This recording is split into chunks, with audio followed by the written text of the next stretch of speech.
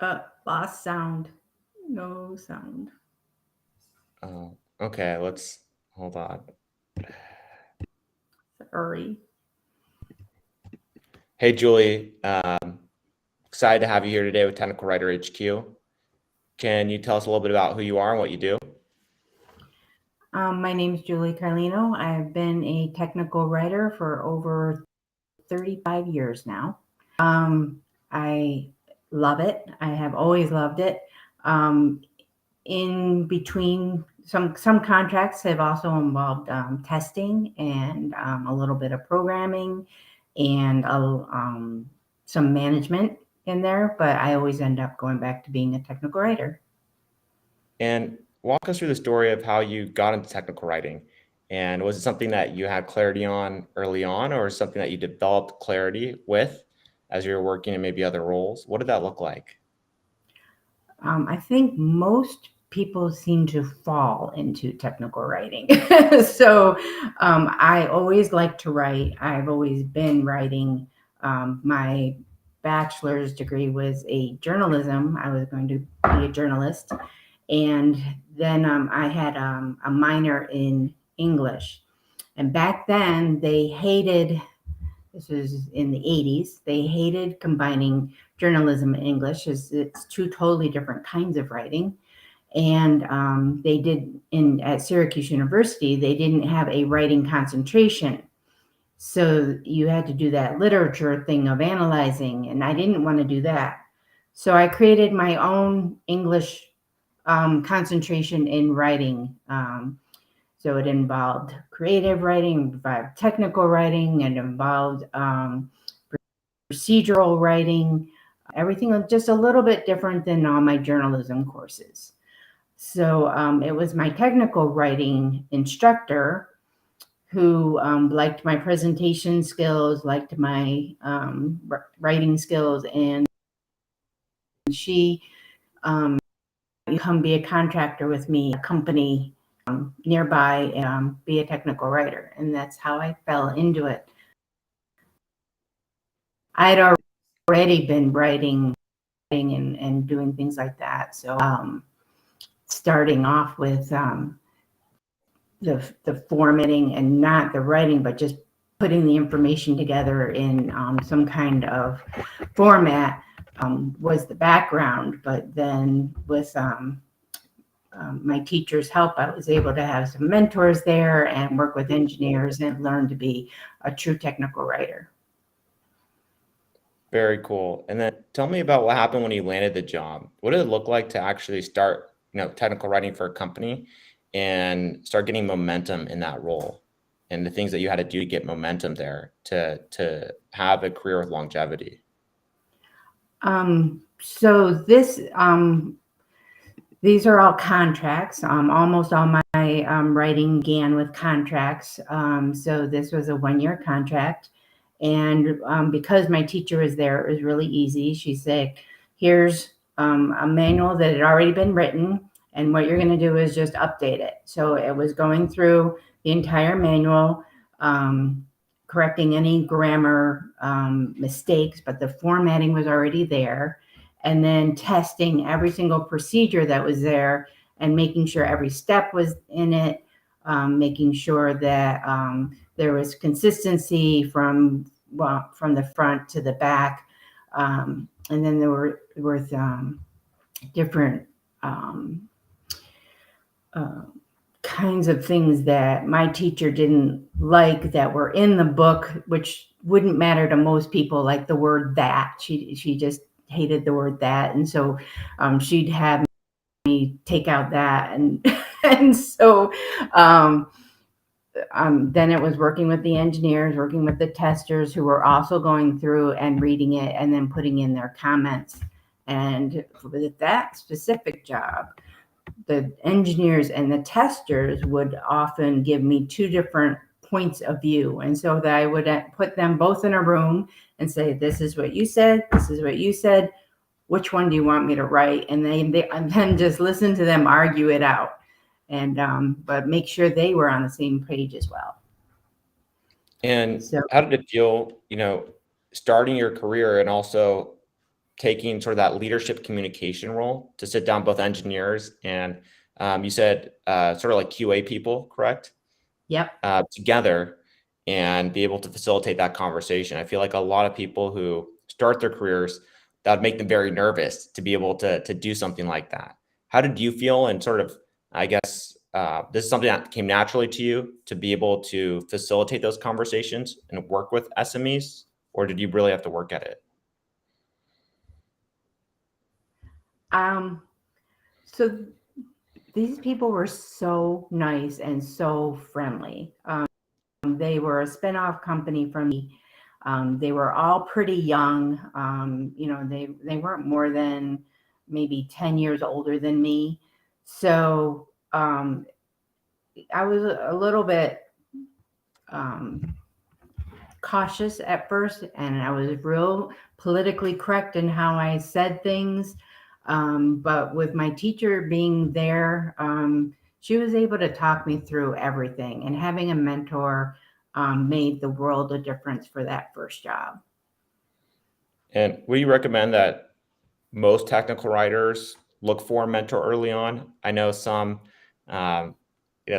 people think like, hey, I don't necessarily need a mentor. Maybe I just have a good manager or whatever it may be. And maybe my manager is not necessarily my mentor, but they're nice. Should you aim for somebody who's like a true mentor? Yes, it really helps if you can find an engineer who knows how to write. That was always my favorite person, and in any of my jobs, find an engineer who knew how to write, didn't have the time to write, but knew how to write, and had done some of the writing before. And so I was going to kind of help him out or something. And then from there, it almost was never the boss that ended up being my mentor. The boss would bring me in, had no clue what I did a lot of times, but the engineers and the programmers always knew what I was doing. And you can usually find someone that will help you out. And because what you have to do is for software, you have to have that piece in front of you, that software in front of you, probably on one screen. And on the other screen, you're going to be writing about it step by step in the simplest language possible. And one of the things you mentioned early on, which I found pretty interesting, is that you worked on a bunch of contract roles. And when people who are watching this video are looking at breaking into technical writing, that is something that they don't have a good grasp of yet. And they're like, what exactly does that mean? Does that mean I have to continue looking for work? And is it hard to find work? And if you can explain some of the context there and how you were able to make yourself marketable to land contract roles, I think it'd be really helpful. Okay. Yeah, most technical writing in the area where I am, which is the Research Triangle in North Carolina, is almost all contract. There are definitely roles like where I am now. I'm currently a full-time technical writer and not a contract. But the contracts right now are ranging from the $40 to $50 range. You almost always are looking for a new contract. They are plentiful at certain times of the year. What you do as a contractor, they'll usually give you a computer, they'll give you a desk, you can go in, you're usually working through a contracting agency where you'll get your benefits, so you'll almost always have health benefits and probably not retirement benefits, so make your own deal on that, and do that. Don't skip that step. And or if you're married, get your benefits through your spouse. And then, you're kind of bouncing from contract to contract, and you can get comfortable with it. I think actors kind of go through the same anxiety of I'm never going to work again, and then the contractors will call you. But it's a matter of having an updated resume on all of the job site. All of the job sites, Indeed, Career, Dice, all of them. Some of them sound old. Google, everything. And then fielding the calls. Are you ready to go to your next contract? If you get within about 3 weeks to the end, and you'll know when you're getting to the end of a contract, it starts to get really boring. You don't need to write as much. You're finding out that there is less and less to do, so your contract's going to end soon. Some people give you a solid ending. You have to do this in 3 months. I worked at Cisco. They said I had 6 months to convert a website over from one site to another. I did it in 3 weeks. They probably would have kept me on for 6 months, but I said, I think I'm done, so I'm going to get going. And they're like, okay. So you just have to work with them. That didn't I think it's a balance of wanting to learn something new, and then also, the idea of, hey, I could get paid for 6 months, but like you also want to keep learning and you don't want things to be stale. Right. There's definitely, I've met people who will take the 6-month route for sure. There's people in other, and you can definitely stretch them in most cases. They have no clue what you're doing, so a lot of times you can stretch it. I'm not that type of technical writer.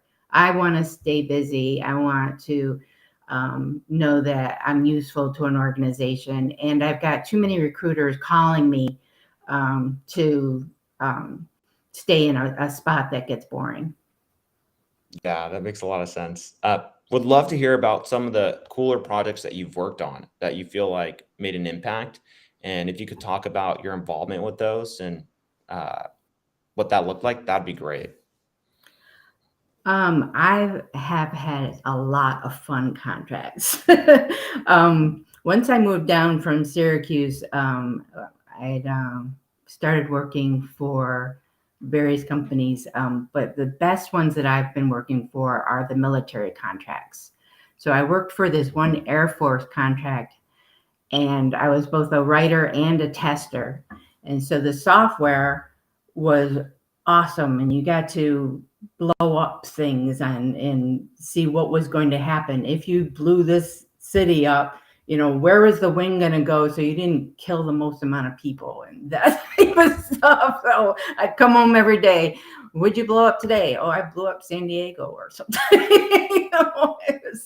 So that one was a lot of fun. And then working down, sometimes the contracts involved doing a little bit of travel. And the Fort Bragg contract was 5 years, traveling an hour away, an hour one direction. But it was so much fun down there. And I got to write their business continuity plan, and from beginning of what you're going to do if something happens, you're going to move the work over and the steps to move over all your network to a whole nother state or something like that. So that one was a lot of fun. So I like the military contracts the best. They are always the longest. And can you go into a little bit more detail of what a business continuity plan is? I think for many people who are watching this, that may be the first time they've heard of something like that. Their documentation. So business continuity and risk assessment is a huge contract Types, but it's something that's not touched upon for technical writing. So you can specialize your technical writing. I've specialized it into a couple of different things. I can do software technical writing, hardware technical writing, and business continuity and disaster recovery. And they sent me in to get a certificate in it. So I have this business continuity certificate. But then you go into a company, and usually they'll have some kind of something to start. But if something happens, like the company's near a railroad track, if a chemical truck explodes there, what do you need to do to get your company up and going from ground up? So you're going to move to another facility. Are your servers, can they be switched over to a different place? You're moving usually states away. You're usually working with your network provider to switch over your network. Where are your people? Like a lot of companies now, everybody gets a laptop. Is everybody taking their laptop home? Can they work from home with the laptop? If they can, VM to a different server in a different state.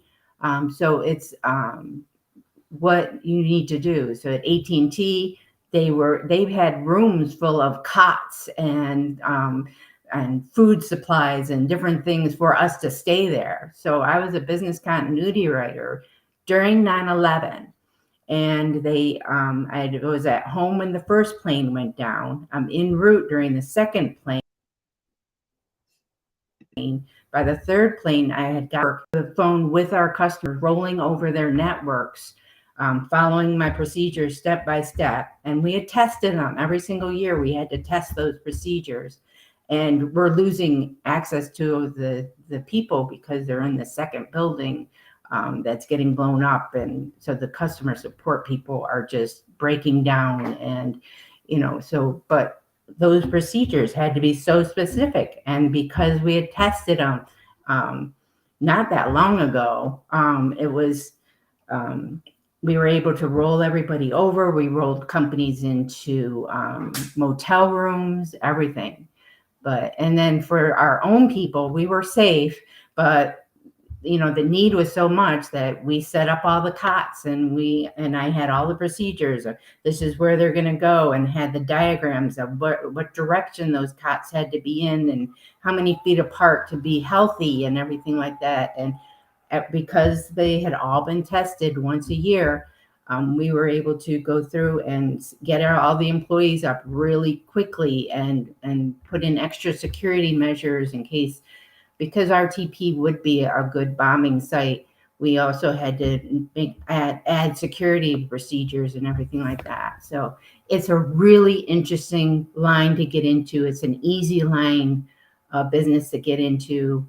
Some companies do it correctly by keeping a disaster recovery and risk assessment and business continuity task force on site. Others do it with like contractors where they say, come in, we need to pass this audit, get our procedures correct, and then they're going to let you go. So you have to decide what kind of business continuity person you want to be. Wow, what an incredible story. Yeah. And it makes me think of just, what's happened recently with COVID and how many businesses had business continuity plans set up for that. Right. I doubt very few. Yeah. I got a ton of calls when COVID first happened. They wanted me so badly, and I was kind of low with my projects, and I'm like, I could take 2 or 3 extra jobs on if I really wanted during COVID and set up their plans, because they didn't have the plan up.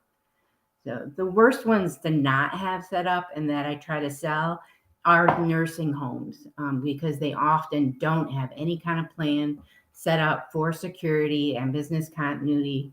And my sister lives in a facility that did have the plans, and none of her patients, they had over 200 patients, got COVID during that time because they had the plan set up so quickly. They had all the supplies, all the masks ready for their employees, ready for the residents, and how they were going to do it. And none of their people died from COVID. It was remarkable. And another nursing home that's just up the street from me had more than 100 people die. So it makes a huge difference, and it's a good way to sell it. So.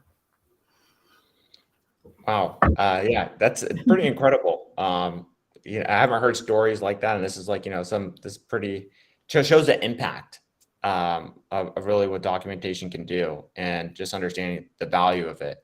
And it's, sometimes, again, like you're saying, it's like you don't understand the value until you need it. And then you're like, why didn't we invest in it? Yeah. It's expensive. Business continuity and risk assessment takes a team of people to do. For us to go into Fort Bragg, there was a team of 10 of us and stuff. And I was the only technical writer on it. But there's 10 other people going through, meeting with generals, meeting with admirals and stuff. And they're like, why do we need this? And they're like, so then we have to go through and sell it all over again. So. Would love to hear about some of your other experiences too, like some of the tough experiences that you've had working in maybe hard companies with maybe it's engineers that are not easy to work with, stakeholders that are just trying to communicate with and really push the project over the line. Can you share some of those experiences and what they're like and how you overcame those challenges in particular too?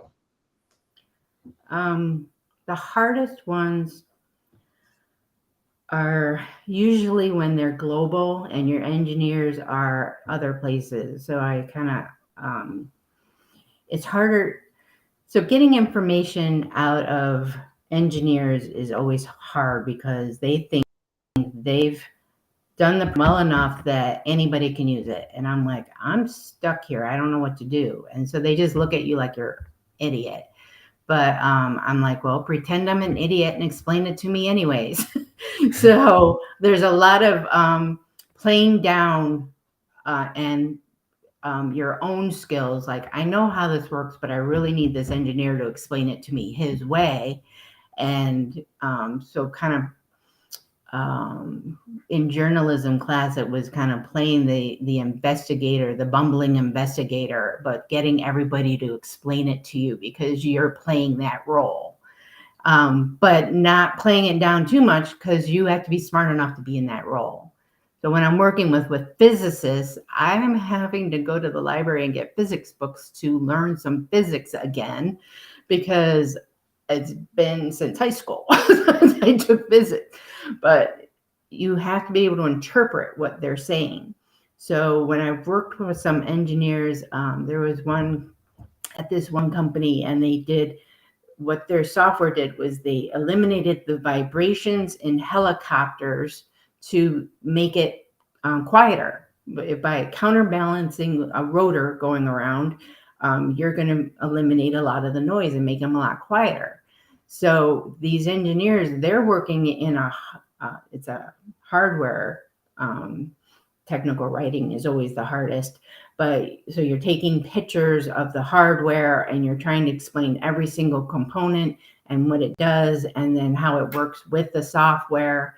And those are always the hardest. Those engineers think they know everything and that you should know it because you've been on the ground floor since the design. And a lot of times they bring in the technical writer at the last possible moment and they're saying, oh yeah, we need documentation. Like, no, I haven't seen your design. I haven't been here of why you did it this way and not another way. So coming at the last moment is the hardest. Working with engineers who don't want to talk to you is the hardest. Programmers, I have found that they are just shy. So if you kind of like go, quote, sit in their lap, they are perfectly willing to help. I spend a lot of money on lunches too. If you can take a programmer out to lunch, they'll talk your ear off. So, but they're shy.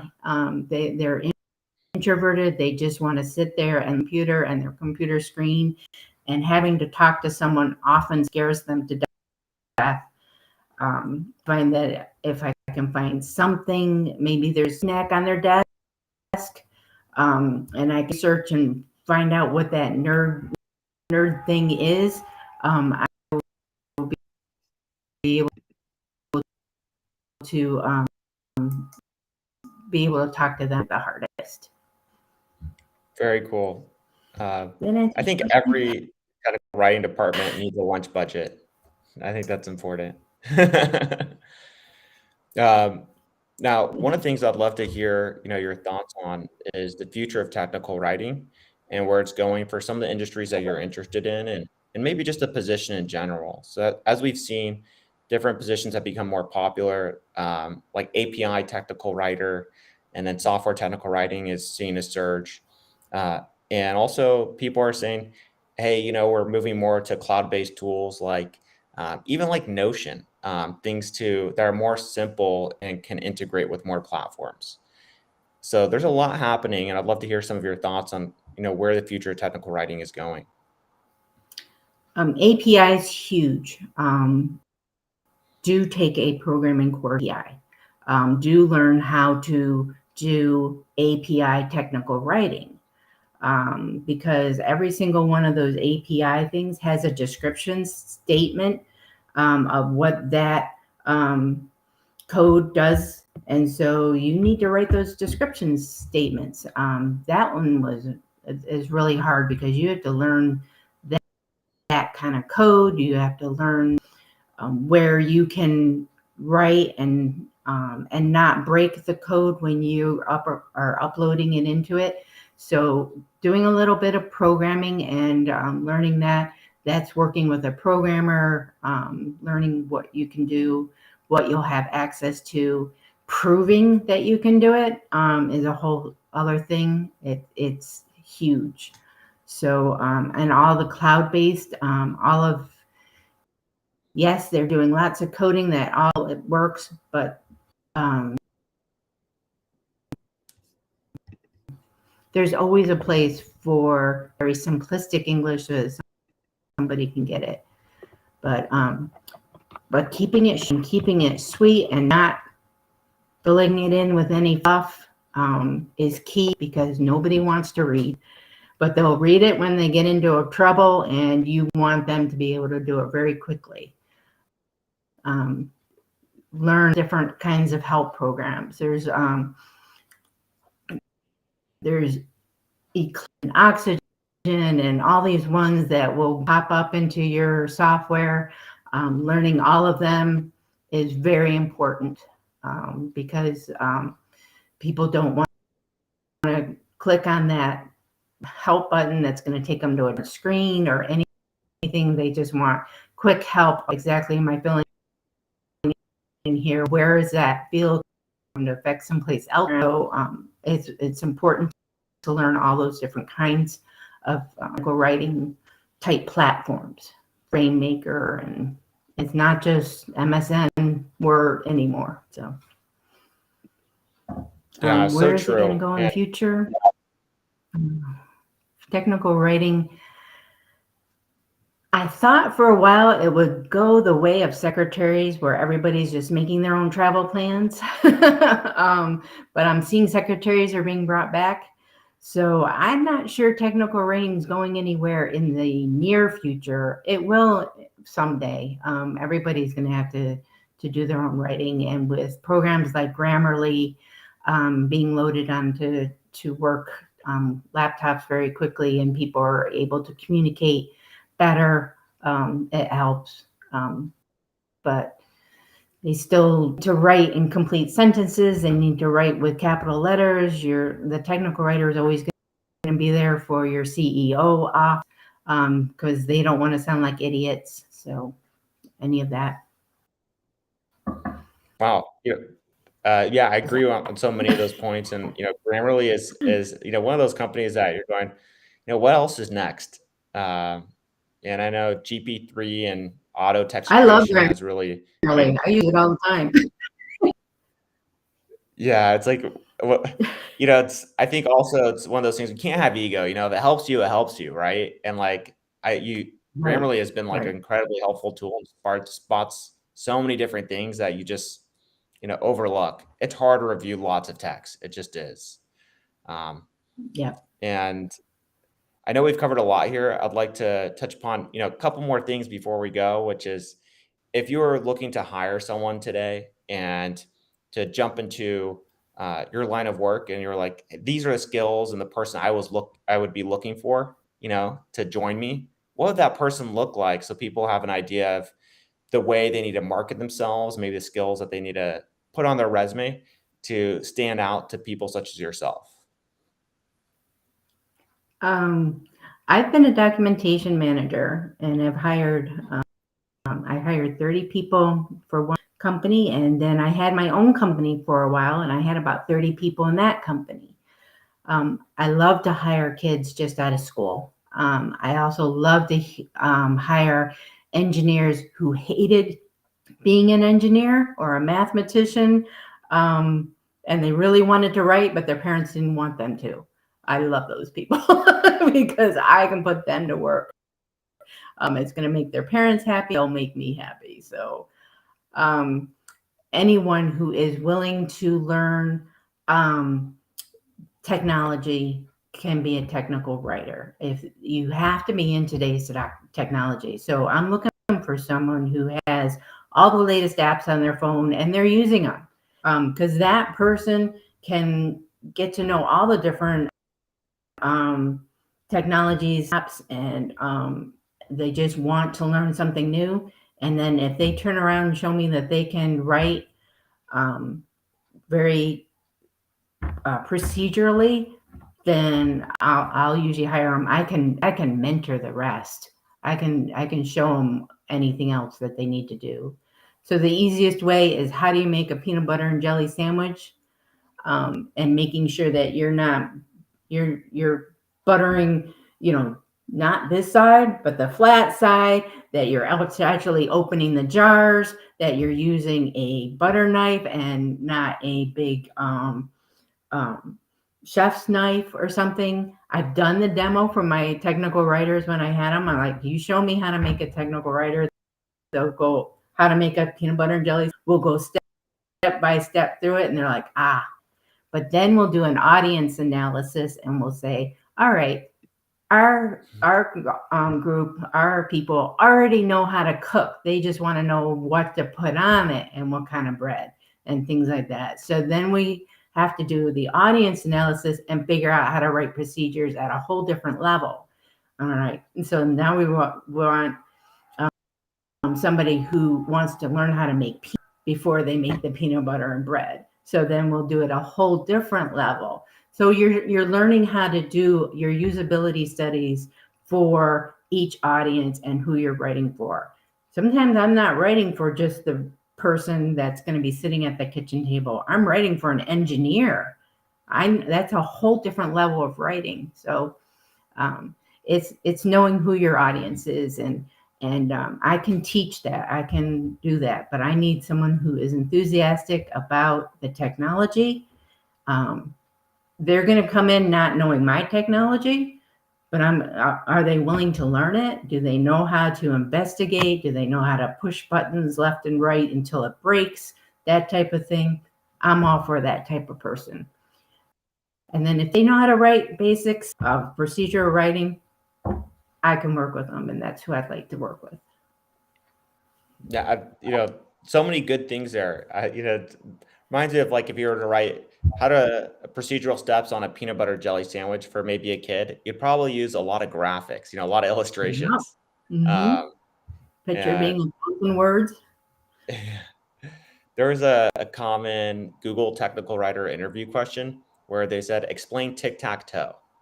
And, that was just an easy way to weed people out. Yep.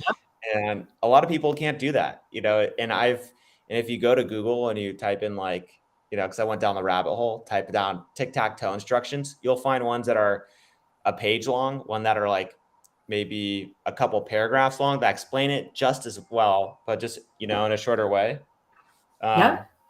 Let me find my phone real quick. Um, and yeah, I thought that was pretty incredible how like people can make something very concise to just that simple question. My And Microsoft interview, they wanted me to explain how a database works. As a technical writer, I needed to know, how do I think a database works? So that one was an interesting way because it was way out of my field. I did happen to know how to do it, and they offered me the job, but not at a salary that you can live in Seattle. So you have to be careful about that whole money thing too. So technical writing is not the best paid, um, but you have to make sure that you're getting paid what you're worth too. If you come in too low, you're kind of screwing up the other technical writers in the region. You come in too high, you're not going to get any work. So yeah, it's a hard ball game to play. It's like yeah. there's a lot of parts to the equation. I know we Working, covered a lot. work with your local recruiters. Your local recruiters will always know how much you should be paid, and they know the area, so they'll know what you can do and what you can't. If you work with, I get a lot of recruiter calls from other places. Like I'll get a California recruiter that'll say, we're going to put you in for this amount, and I'm like, they're not making that amount of money in this area, so no, it's not going to happen. So work with your Yeah, local that's a good recruiter. point. And you have good salary estimates online. A lot of sites that can Yeah. better help you understand the average and all those good things. I know we covered a lot here. Is there anything else that you want to leave the people watching this video with. And I just want to say thank you to the people who have been watching, and thank you for the people who have been commenting, Jessica and Sabrina. I appreciate you I commenting. love the And comments from you guys. yeah, very much appreciate it. Anything else that you want to share before we go? So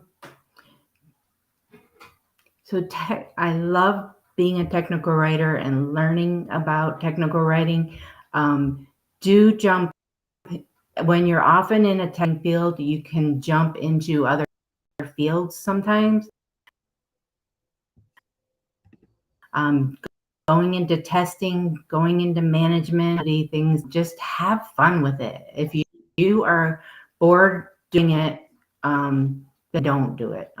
So I enjoyed my time as a tester. I enjoyed my time as a manager. Found out I'm not that great of a actually, I'm a good people manager. It's the people above me that I'm not good at working with. But find out what you're good at and do it. Whether it's creative writing or technical writing or writing poetry. Sometimes you can't make money with the creative and poetry. Technical writing is an interesting way of filling in your time. So Yeah, just we see keep a lot of learning. people who are, English teachers, creative writing majors transfer over, and it makes a lot of sense. They want to stick with writing somehow, and this is the way to do it. Well, Julie, I want to thank you so much for being here with us today and taking your time to give us all this insight and great stories, and really showing us the impact of technical writing. I feel like we don't get that enough, and really appreciative of you being able to provide that. And we'll go ahead and rock and roll from here. If anybody has any more questions, we'll go ahead and check the comment section below after the video and make sure to answer them. And thank you for the other people who are commenting, and thanking you for being here today. Thank you. I really enjoyed it.